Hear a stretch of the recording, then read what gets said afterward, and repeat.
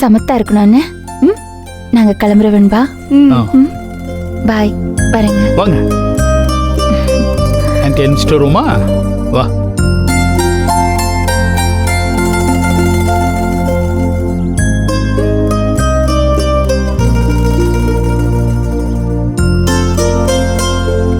ஆன்ட்டிக்கு பாய் சொல்லு. பாய் சொல்லு.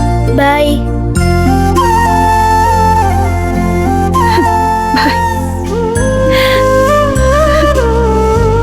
நெஞ்சமே நெஞ்சமே என் நெஞ்சமே உருகுமே உடையுமே வா கொஞ்சமே நெஞ்சமே உருகுமே நெஞ்சமே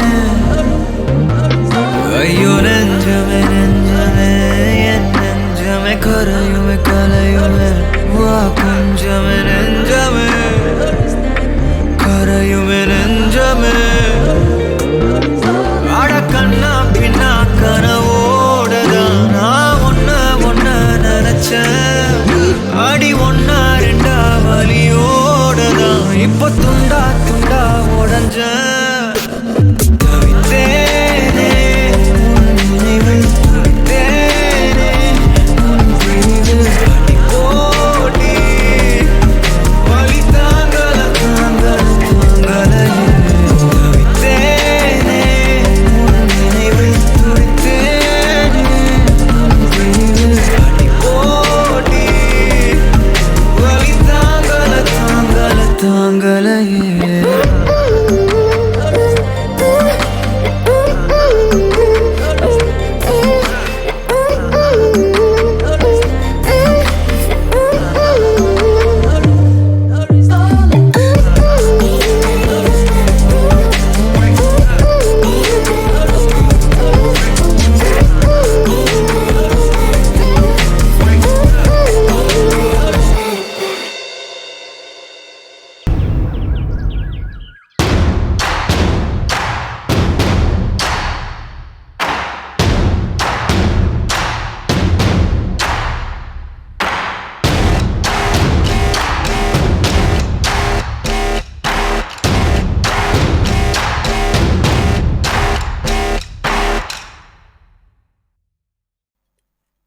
என்னக்கா வந்து ஒரு மார்க்கமாக உட்காந்துருக்காரு? இருக்கிற பிரச்சனையில் இவர் வேற ஏதாவது தூக்கிட்டு வந்துட்டாரோ? எதுக்கு பதற இப்போ? பாப்போம். நானே இந்த வீட்டில் இருக்கிறத தண்டனையாக பார்த்துக்கிட்டு இருக்கேன். இதில் இவர் வேற வந்து உட்காந்துட்டு இருக்காரு. கொஞ்ச நேரம் இவர் இங்கே இருக்கிறது கூட எனக்கு பிடிக்கல. கரெக்டு தான். என்ன செய்யறது? வந்தவர்கிட்ட கோவத்தை காட்டுவியா? இந்த காப்பி போட்டாச்சு பாரு. ஏமா வந்தவருக்கு காப்பி விடுங்கம்மா.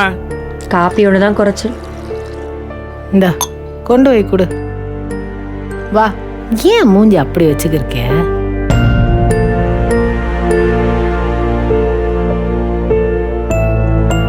காப்பி குடிங்க. எடுத்துக்கங்க, காப்பி விடுங்க.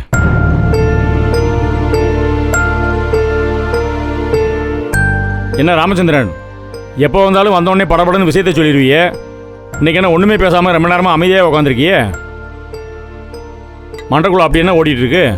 அதானே மயான அமைதியால இருக்காரு. ஏய் கரிகாலா, அமைதியாரு. இதுலலாம் மூக்கு நுழைக்காது. அப்புறம் ஏதாவது சொல்லிட போறேன். உனக்கு என்னடி கடுப்பு? வர வர சவுண்டு ஓவரா ஏறிட்டு போகுது. மொத்தமாக சைலண்ட் ஆக்கிறோம் பார்த்துக்கோ. தம்பி. ஏய் கதிர் இருப்பா, கொஞ்ச நேரம் அமைதியாக உட்காரு. வந்தவர் என்ன விஷயம்னு சொல்லட்டும். என்ன விஷயம்னு அவர்கிட்ட கேட்கறதுக்கு முன்னாடி ஆளாளுக்கு எதையா பேசி குழப்பி விட்டுருவே போல. அவர் விஷயத்தை சொல்லாமே போயிட போறாரு பாவம். நீங்க சொல்லுங்க ராமச்சந்திரன். இந்த ராங்கி அம்பட்டும் போனை போட்டு சொல்லியிருப்பா. அதெல்லாம் கேட்டுட்டு உள்ளுக்குள்ள ஜிப்புனா இருக்கும். அதெல்லாம் பார்த்தாது நம்மளை பார்த்து நக்கலா பண்ணிட்டு போலான்னு வந்திருக்கு. கதிரு, நீ கொஞ்சம் சும்மா இருப்பா. வந்தவங்களை பேச விடு. மா சும்மா இருமா நீங்க.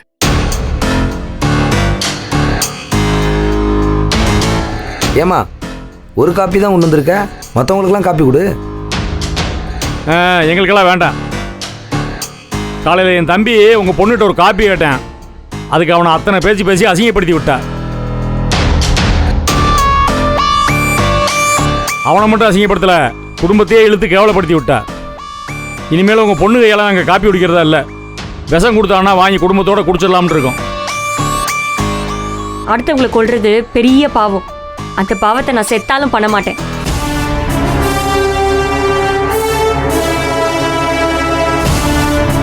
ஏய் என்ன இரு, ஒன்றும் இல்லை சித்தப்பா, அது சாப்பிட்ற நேரம் இல்லை, அவங்க சாப்பிடுவாங்க. இதை நீங்க காப்பியை குடிங்க.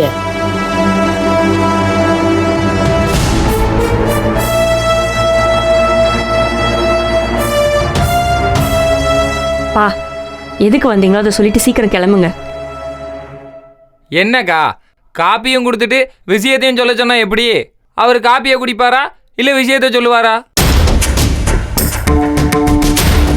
ஏய் கரியாளா, அவர் காப்பியை குடிச்சுக்கிட்டே விஷயத்தை சொல்லட்டும்டா. அவர் சொல்ல வந்த விஷயம் வில்லங்கமான விஷயமா இருந்துச்சுன்னு வையேன், கதிருக்கும் அவருக்கும் கையளப்பாயிரும். அப்புறம் அவர் காப்பியை குடிக்க முடியாமல் போயிரும்ல.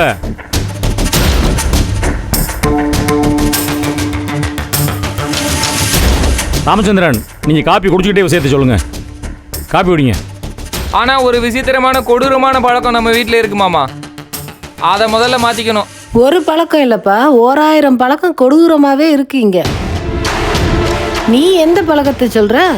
நான் ஒரே ஒரு பழக்கத்தை தான் சொன்னேன். அதைத்தான் என்ன பழக்கம்னு கேட்குறேன்.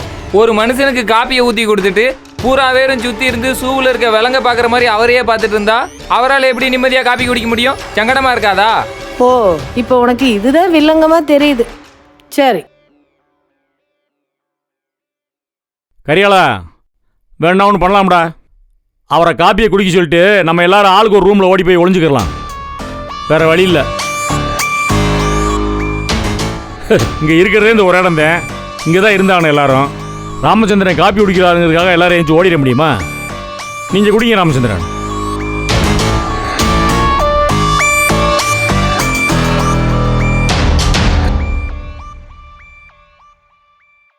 அம்மாடி நந்தினி, அம்மாவுக்கு கொஞ்சம் உடம்பு சரியில்லாமல் இருக்கு. இது கேட்டல வெளியில நிக்கும் போது அம்மாக்கு ஏதாவதான்னு அங்க வச்சு சொல்லாம இங்க வந்து சொல்லிட்டு இருக்கீங்க. என்னாச்சு? அது ஒன்றும் இல்லைம்மா, விட்டு விட்டு காய்ச்சடிக்குது. பக்கத்தில் இருக்க ஹாஸ்பிட்டல்லாம் போய் காட்டினேன். ஏதாவது பெரிய ஹாஸ்பிட்டலாக கூட்டிகிட்டு போய் செக் பண்ணுங்கன்னு சொல்கிறாங்க.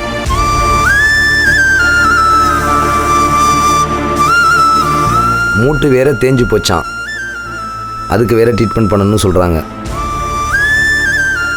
ஏப்பா, இதெல்லாம் இந்த சபையில வச்சு சொல்லணும் தான் அமைதியா வந்தீங்களா? ஒத்த புள்ள நானு. அம்மாக்கு உடம்பு சரினா உடனே எனக்கு சொல்லணும்னு கிடையாது. இப்படி மெதுவா வந்து கதை மாதிரி சொல்லிட்டு இருக்கிய. இப்போ என்னம்மா, இப்போ என்ன ஆகி போச்சு? ஏன் சோள பொறி பொறிஞ்ச மாதிரி பொரியிற? அது ஏன் அம்மா, எனக்கு அப்படித்தான் இருக்கும். உங்களை மாதிரி அப்பப்ப நேரத்துக்கு ஏத்த மாதிரி பாசம் வர மாதிரி நடிக்கலாம் எனக்கு தெரியாது. நிஜமாவே கொதிக்குது, அதனால குதிக்கிறேன். போதுமா? ஏய் வாய முடி. ஏய் நந்தினி, கொஞ்ச நேரம் சும்மா இருமா. உங்க அப்பா என்ன சொல்ல வர்றாருன்னு கொஞ்சம் காது கொடுத்து கேளேன். அம்மாடி கொஞ்சம் பொறுமையா இருமா. அடிக்கடி காய்ச்ச வர்றதுனால ஏதாவது பெரிய வியாதியா இருக்குமான்னு டெஸ்ட் பண்ண சொன்னாங்க. ஆத்தி, என்னப்பா ஏதோ சொந்தக்காரங்களுக்கு தாக்கல் சொல்ற மாதிரி சொல்லிட்டு இருக்கிய? ஒட்டவே முடியாது இந்த குடும்பத்துல வந்து ஒட்டிக்கிட்டு இப்படி பெத்த ஆத்தாளுக்கு ஒண்ணுனா பார்க்க முடியாம நிக்கிறேனே.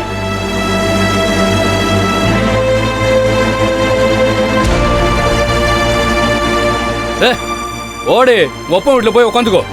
உன்னை யாரு வேணாண்ணா? ஆமா போவேன். தச்சி போடி. போவாதன்னு சொன்னா பயந்துட்டு உட்கார்ந்துருக்க நந்தினி நினைச்சீங்களா? நான் போய் எங்க அம்மாவை பாப்பேன், அதுக்கு நல்லது கெட்டது பாப்பேன். யார் என்ன சொல்ல முடியும்? ஏய் பேசிட்டு இருந்த கழுத்து. மாமா என்னடி ஓவரா பேசிட்டு இருக்க? நந்தினி நீ சும்மா இரு. கதிரு, உட்காருங்க தம்பி. உட்கார்றா உட்கார. உட்காருங்க. அடங்கிரு சொல்லிட்டேன். அட உட்காருங்கிறேன்ல. அம்மா நந்தினி, அம்மாவுக்கு ஒன்றும் இல்லை, ஒன்றும் ஆகாது. நான் கும்புற கடவுள் கைவிட மாட்டார். நானும் அதே கடவுளை தானப்பா கும்பிடுறேன். என் தலையில இடி மேல இடிதானே வைக்கிறாரு. அப்படிலாம் ஒன்றும் இருக்காதுமா, நீ அழாத. நான் வந்தது அதை பற்றி பேசுறதுக்கு இல்லை. நாளை பின்ன வைத்தியத்துக்கு பணம் வேணும்ல, அதனால தான் சொத்தை கொஞ்சம் வித்துடலான்னு பார்க்குறேன். சொத்தை விற்க போறீங்களா? இத்தனை வருஷமா கவர்மெண்ட்ல வேலை பார்த்துருக்கிய, சொத்தை வித்து வைத்தியம் பண்ண போறேங்கிறிய? எதுவும் சேர்த்து வைக்கலையா? கையில் எதுவும் இல்லையா? ஏன் அதையும் கொண்டாந்து உங்க காலடியில போட்டுட்டு சொல்லுங்கயா அப்படி நிக்கணுமா கை கட்டி எங்க அப்பா? ஏய் வாய் முடி சும்மா இருக்க மாட்டே. நந்தினி நீ கொஞ்சம் சும்மா இருமா.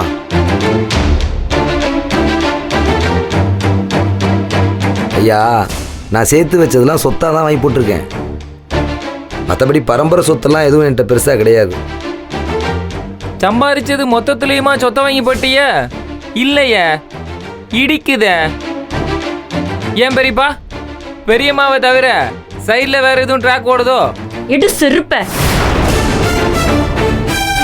பைத்தியக்காரன். நாக்கு எடுத்து போட்டுருவேன். யாரை பார்த்து என்ன பேச்சு பேசிக்கிட்டு இருக்க? எல்லாரையும் உங்க அப்பனை மாதிரி நினைச்சியா? இல்ல என் குடும்பம் உன் குடும்பம் மாதிரி ஊதாரி குடும்பம் நினைச்சியா?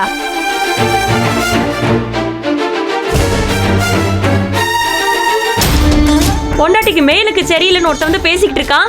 அவன் கிட்ட போய் காசு இருக்கா, பணம் இருக்கா, வீடு இருக்கான்னு பேசிக்கிட்டு இருக்கீங்க. எல்லாரும் இப்படியே இரும்பு மாதிரி இருந்துட மாட்டீங்க. ஒரு நாள் நிஜமாவே இழுத்துட்டு போகல, அன்னைக்கு பார்க்க தானே போறேன்.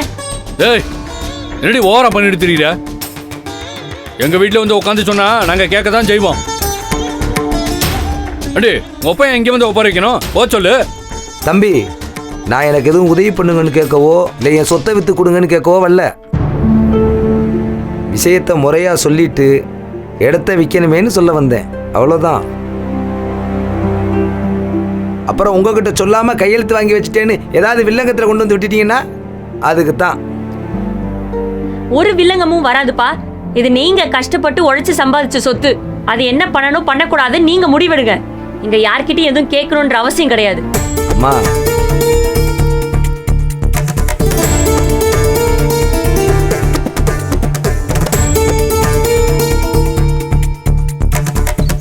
அப்படி இல்லைம்மா, எனக்கு இருக்கிறது நீ ஒரே பொண்ணு, தாரா ஒரே பேத்தி. அவளுக்கு நாங்கள் ஏதாவது செஞ்சாகணும்லம்மா. ஆமா உங்க கால் நான் சொத்துக்காண்டி நாங்கெல்லாம் பெத்து வச்சிருக்கோம் பாரு. சரிதான் போயா. இங்கேயாவது ஒரு கால்னா தேரும், அங்க 10 பைசா தேராது. ஓசி சொத்தை தின்னுட்டு வாயப்பாரு. விட்ட ஓவரா பேசிட்டே போற.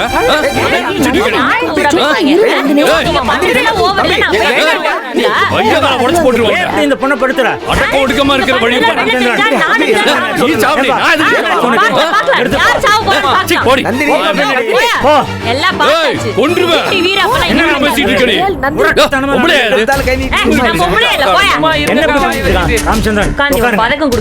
பேசிக்கிட்டு இருக்கும்போதே கை கிடப்பா.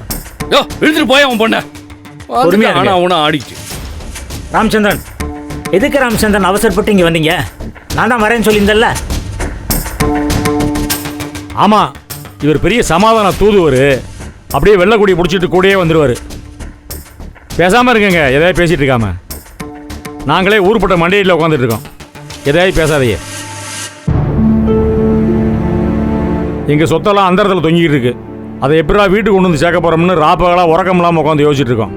இந்த நேரம் பார்த்து காலு அரைன்னு சொத்துக்களை பற்றி பேசிட்டு இருக்கியே, பேசாமல் நில்லுங்க. எல்லாம் திரும்ப வந்துடும், கவலைப்படாதீங்க. அந்த ஜீவானந்தம் பையில சும்மா விடக்கூடாது. அன்னைக்கு என் வீட்டுக்கு வந்தப்ப வெட்டி போட்டிருக்கணும், விட்டுட்டேன். ஜீவானந்தம் உங்க வீட்டுக்கு வந்தானா? அவன் எதுக்கு அங்கே வந்தேன்? அப்பா என்ன பேசிட்டு இருக்கீங்க? நீ சும்மாருமா, உனக்கு ஒன்றும் தெரியாது. ஆமா, ஈஸ்வரி அங்க வந்தப்ப என்ன பார்க்க வரா மாதிரி வந்து ஈஸ்வரி கிட்ட தனியா பேசிட்டு போயிட்டான். ஆமா, ஈஸ்வரி அங்க வந்தப்ப என்ன பார்க்க வரா மாதிரி வந்து ஈஸ்வரி கிட்ட தனியா பேசிட்டு போயிட்டான்.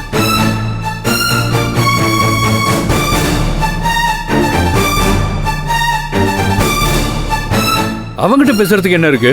அதே தான்ப்பா நானும் கேட்டேன். ஆனா ஈஸ்வரி தான் நான் பேசுகிறேன்னு சொல்லி கூட்டிட்டு போயிட்டா.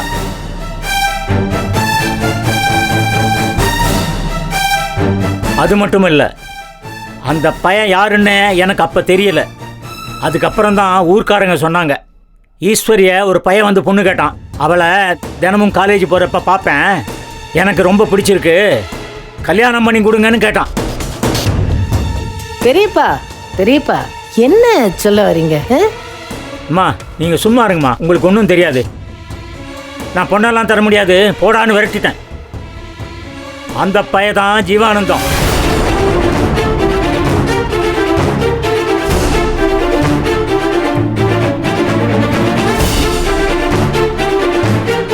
அழகாக இருக்கிற பொண்ணுங்களை எல்லாம் கட்டிக்கணும்னு கேட்கறது, சொத்தை பிடிக்கலான்னு அலையிறது, இதே வேலையாக தான் சுற்றிக்கிட்டு இருந்தான் போல் இருக்கு. அன்னைக்கு வந்தப்ப எனக்கு விஷயம் தெரிஞ்சிருந்தா அங்கேயே அருவாள் எடுத்து அவனை 2 வகுந்திருப்பேன்.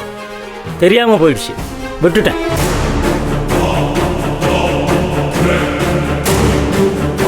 லூசு மாதிரி பண்ணிச்சிருக்காரு. யார் சொத்தையும் யாரும் பிடிக்க முடியாது. நீங்கள் தெம்பாருங்க.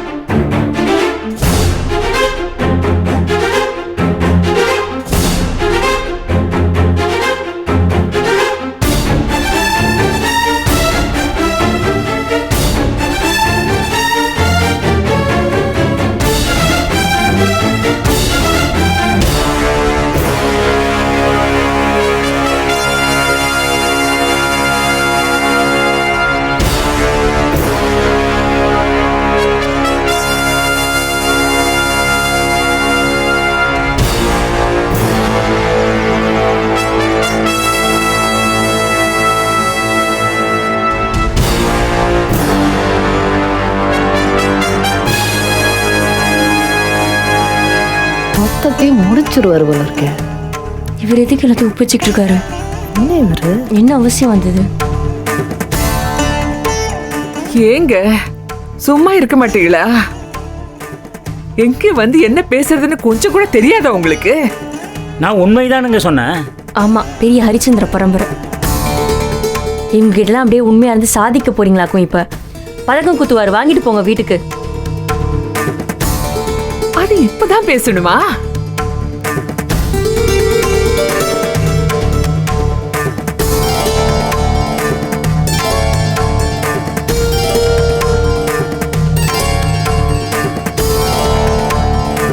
பெரிய பிரளயமே வரப்போகுது, பாத்துக்கிட்டு இருங்க.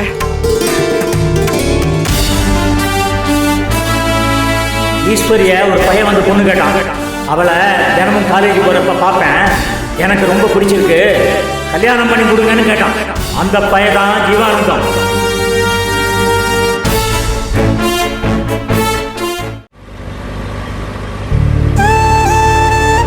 நீங்க பார்க்க எங்க அம்மா மாதிரியே இருக்கீங்க.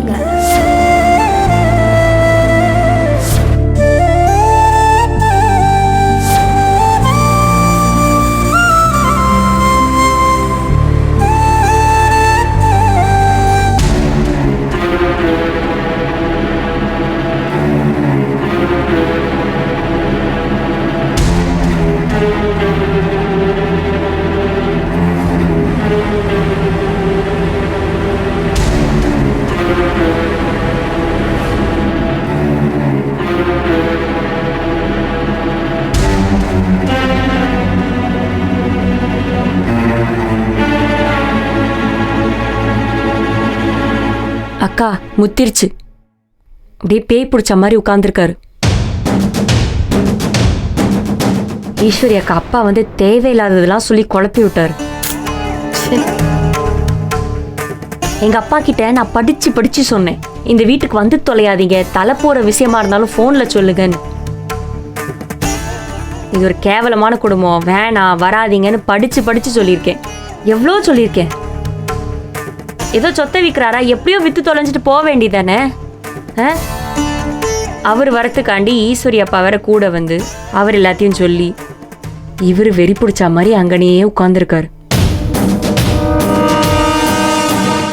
இந்த ஆளுக்கீடு வந்து காரணம் அமைஞ்சு தொலைதுவார். இதை வச்சு ஒரு பெரிய பிரச்சனை பண்ணி மற்ற எல்லாத்தையும் அப்படியே டைவர்ட் பண்ணி விட்டு வருவார். நீ போனை போட, அவங்களுக்கு எங்க இருக்காங்கன்னு கேளு.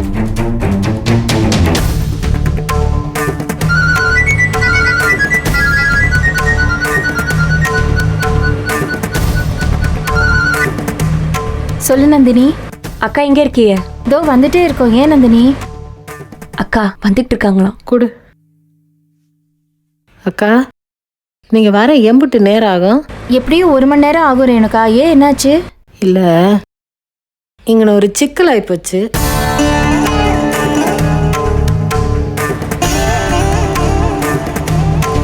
இங்க இருக்கிற நிலைமை உங்களுக்கு முன்கூட்டியே சொன்னா அதுக்கு ஏத்த மாதிரி வந்து இறங்குவீங்களேன்னு தான் பார்த்தேன். என்ன சிக்கல் சொல்லு.